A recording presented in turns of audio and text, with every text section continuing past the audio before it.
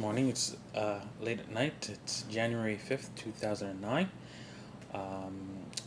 Today I'm going to do a video about the top 10 reasons why you should buy silver and why you should hold on to your silver. I'm doing this because when I first got into this gold and silver, I wasn't sure 100%. There were days that I wasn't 100% sure of my investment. Even though I knew all the reasons for buying it, there were some days I just didn't. I felt like, is this? Am I making the right choice? Is this the right thing to do?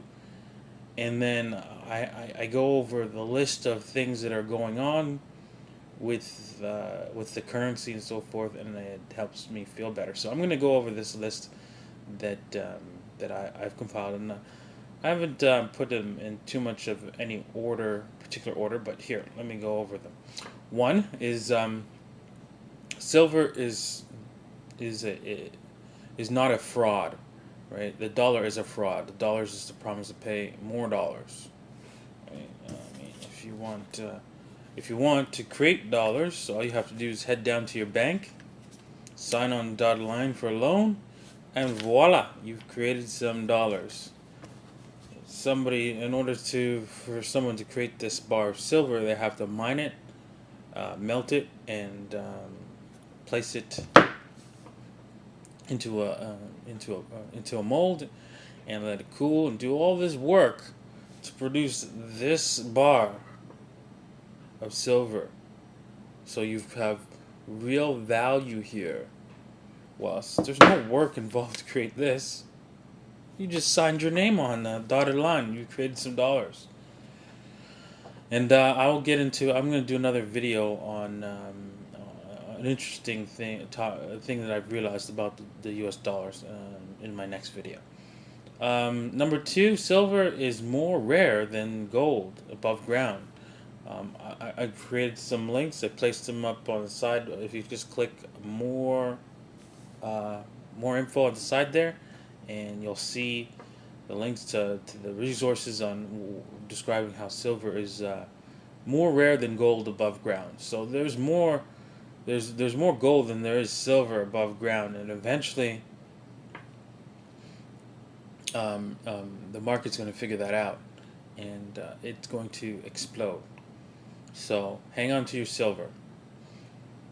Third, banks are shorting silver like they never done before. I mean, we have the banks of short silver. 98.7% of the commercial short contracts are held by banks. Right? I've done another previous video on that, and you should check it out. Number four, the Federal Reserve is printing money like they never have done before. I mean, again, I've done some videos on that, and I mean, the money supply has just gone through the roof. It was a steady increase until September. Everything exploded. The money supply just exploded from that point on.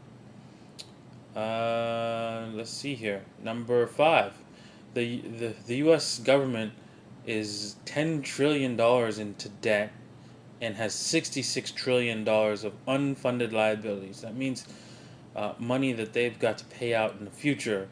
They haven't even saved that in some sort of form of asset or anything like that. They just have a whole bunch of IOUs in the vault, saying that yeah, we're gonna borrow 66 trillion when it comes to it, and pay off those liabilities. Yeah, okay. Number six, Obama plans to print more money than Bush ever did. As you know, he wants to create 2.5 million jobs. He wants to build bridges, fix up infrastructure, and all that's great and all. However, the problem is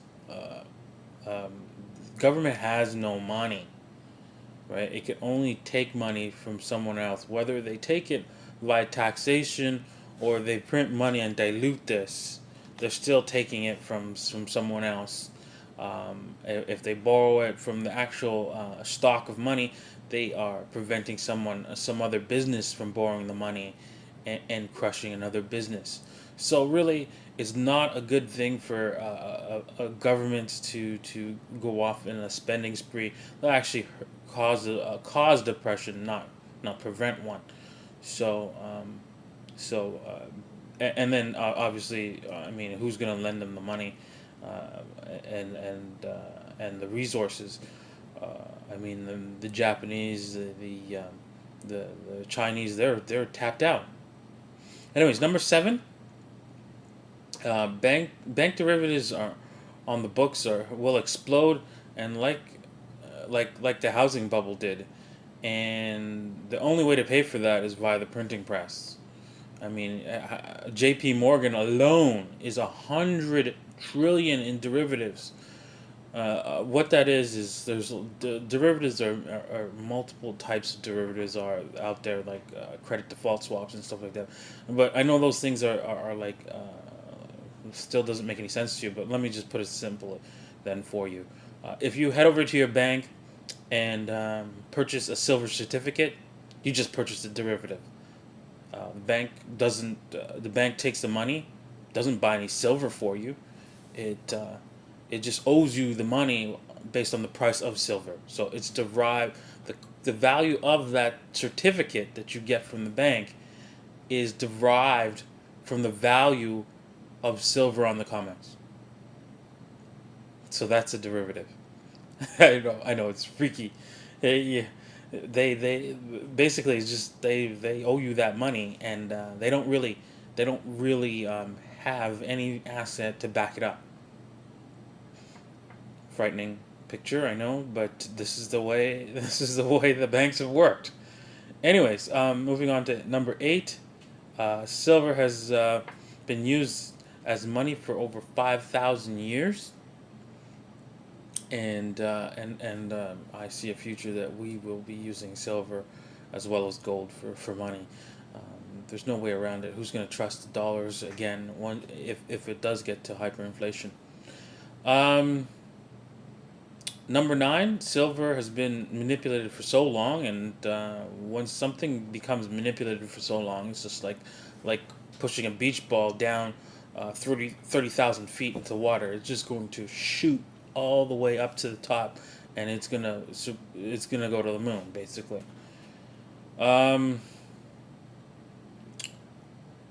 and number 10, once you buy silver, you have an asset and not a paper promise that can go to zero. This is real, folks. Hang on to real things.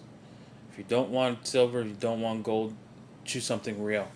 Um, don't choose the dollar, because this is nothing. This is printed, and and not even printed anymore as much as just okay. I'm gonna punch it into a computer.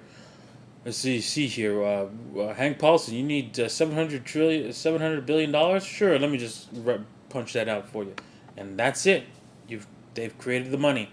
There's no paper dollars, anything. It's just done. Poof, it's in the air, and the banks take their money and spend it whatever way they want, um, mostly to close up the hole in their balance sheet, uh, which if you look at the Federal Reserve site, the federal the borrowings for the reserves on the banks, the amount of money that they have cash on hand in order to pay your deposit, is in the negatives, and it's been in the negatives since December of '07, and